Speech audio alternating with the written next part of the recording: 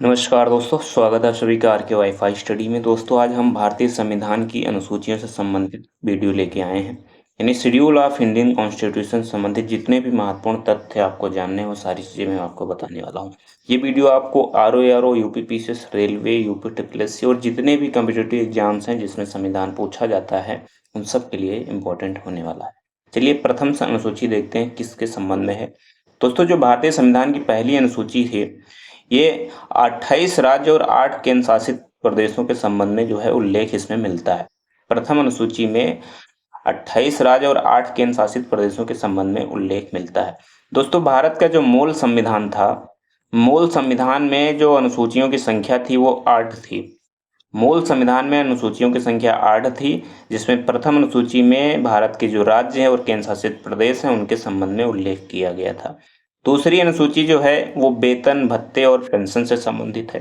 यानी कि भारत में भारतीय राज्य व्यवस्था में जो विभिन्न पद अधिकारी हैं जैसे कि राष्ट्रपति, राज्यपाल, लोकसभा का अध्यक्ष, राज्यसभा के जो सभापति होते हैं, उपसभापति होते हैं, इसके अलावा आपके जो उच्च न्यायालय, उच्चतम न्यायालय के न्यायाधीश होते हैं, भारत के महानियंत्रक, लेखा परीक्षक होते हैं, इन सभी के वेतन, भत्ते और पेंशन के संबंध में दूसरी अनुसूची में जो है उसका उल्लेख किया गया है।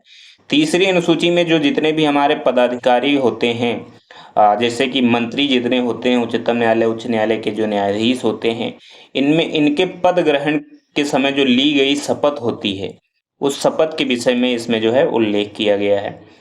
चौथी अनुसूची जो है वो राज्यसभा में राज्यों के प्रतिनिधित्व के संबंध में इसमें बताया गया है। यानी राज्यसभा में कौन से राज्य से कितने सदस्यों को इसमें शामिल किया जाएगा, इसके संबंध में जो है चौथी अनुसूची में बताया गया है, राज्यसभा में राज्यों का प्रतिनिधित्व।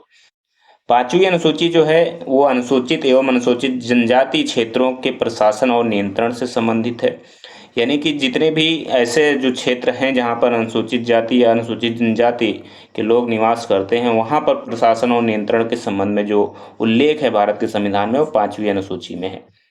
छठी अनुसूची जो है वो 4 महत्वपूर्ण राज्यों के संबंध में, यानी कि यहाँ की जो जनजातियाँ हैं उनके संबंध में, जनजातीय क्षेत्रों के विषय में है। इसकी जो याद करने की ट्रिक है, यानी जो 4 राज्य हैं वो एटीएम स्क्वायर के नाम से जाना जाता है: असम, मेघालय, त्रिपुरा और मिजोरम। यानी कि ये जो छठी अनुसूची है इसमें असम, मेघालय, त्रिपुरा, मिजोरम राज्यों के जो जनजातीय क्षेत्र होते हैं उनके प्रशासन के बारे में जो है प्रावधान इसमें छठी अनुसूची में किया गया है।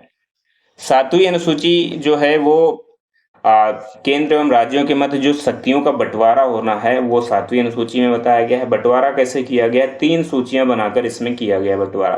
पहली संघ सूची।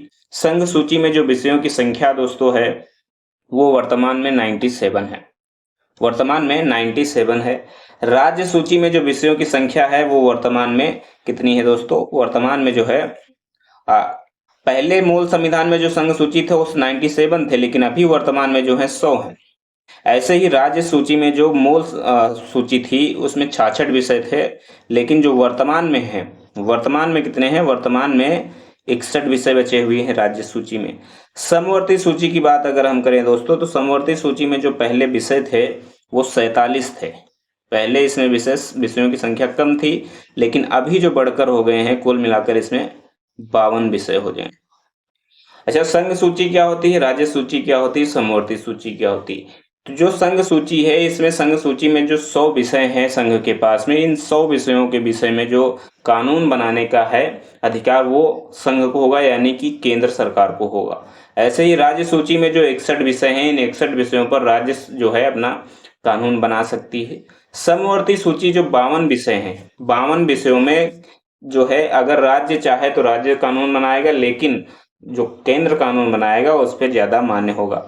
यानी कि समवर्ती सूची में केंद्र एवं राज्य दोनों सरकारें कानून बना सकती हैं, लेकिन कानून के विषय में समान होने पर, यानी जो विषय होगा समवर्ती सूची का, जो विषय होगा राज्य और केंद्र का, दोनों का अगर एक ही होगा तो जो केंद्र कानून बनाएगी वो मान्य होगा।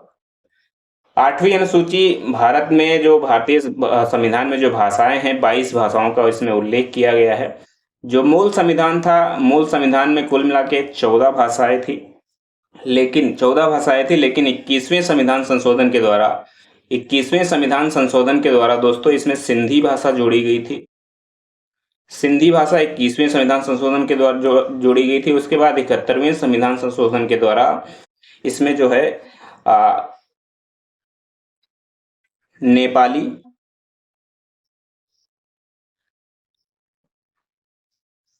मणिपुरी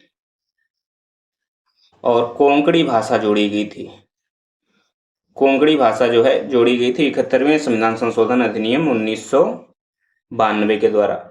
उसके बाद 92 संविधान संशोधन हुआ, यानी 92 संविधान संशोधन हुआ, और इस संविधान संशोधन के द्वारा जो है मैथिली, संथाली, डोगरी और बोडो भाषाएं जोड़ी गई। तो कुल मिलाकर 22 भाषाएं हैं 8वीं अनुसूची में। मूल भाषा, अगर मूल संविधान में पूछे भाषाओं की संख्या कितनी थी, तो 14 भाषाएं थी। 9वीं अनुसूची जो है ये संविधान संशोधन के द्वारा जोड़ी गई थी। 9वीं अनुसूची प्रथम संविधान संशोधन जो हुआ था, प्रथम संविधान संशोधन जो हुआ था उसके द्वारा वर्ष 1951 में प्रथम संविधान संशोधन द्वारा इसमें जोड़ा गया। इसमें जो है राज्य द्वारा संपत्ति के अधिग्रहण की विधियों का उल्लेख किया गया, यानी कि भूमि सुधार से संबंधित इसमें चीजें आपको मिल जाएंगी। 10वीं अनुसूची 52वें संविधान संशोधन 1985 में इसको जोड़ा गया। इसमें जो है दल बदल से संबंधित कुछ प्रावधान किए गए हैं। जो लोग एक दल से दूसरे दल में जाते हैं उससे संबंधित नियम और कुछ क्रियाएं इसमें की गई हैं। इसमें जो 10वीं अनुसूची जो है ये दल बदल से संबंधित हो जाएगी। 11वीं अनुसूची 73वें संविधान संशोधन अधिनियम 1993 में इसे जोड़ा गया था, और इसमें पंचायती राज संस्थाओं के संबंध में जो है उल्लेख किया गया है। कुल मिलाकर इसमें विषयों की संख्या जो है 29 है। इसमें कुल मिलाकर विषयों की संख्या कितनी है, 29 हो जाएगी।